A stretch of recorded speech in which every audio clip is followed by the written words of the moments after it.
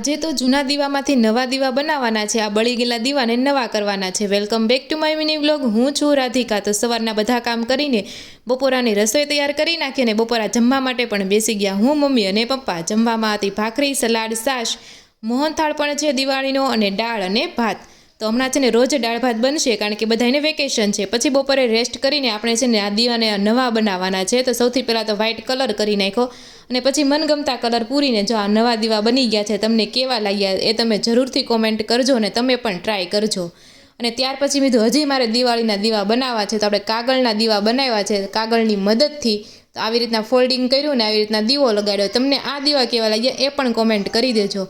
સાંજનો ટાઈમ થતાં રોનક અહીંયા ઘરે આવી ગયા છે, ને આજે છે 11 એટલે આખી શેરીમાં છે ને અંજવાળું ને દીવા થતા હતા। મમ્મીએ પણ અહીં દીવા કરી નાખ્યા છે, અને પછી ખાઈ પીને ફ્રી થયા એટલે રંગોળી બનાવવાની હતી।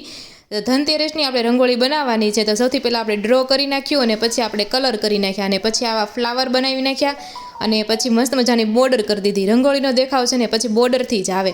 તો ધનતેરસને આપણે પૈસા તો બનાવવા પડશે, તો પૈસાની ઢગલિયું કરી દીધી છે, અને પૈસા લાગે એ માટે આંગળીની મદદથી આવો શેપ આપી દીધો છે। લાગે છે ને પૈસા। અને કળશમાં આપણે છે ને સાથીઓ સ્વસ્તિક બનાવી દીધો છે, અને પછી આજુબાજુ છે ને ઇલેક્ટ્રિક દીવા મૂક્યા છે। અને જો આ અમારી મસ્ત મજાની રંગોળી બની ગઈ છે। તમને કેવી લાગી જરૂરથી કોમેન્ટ કરી દેજો, અને બધાને હેપી ધનતેરસ।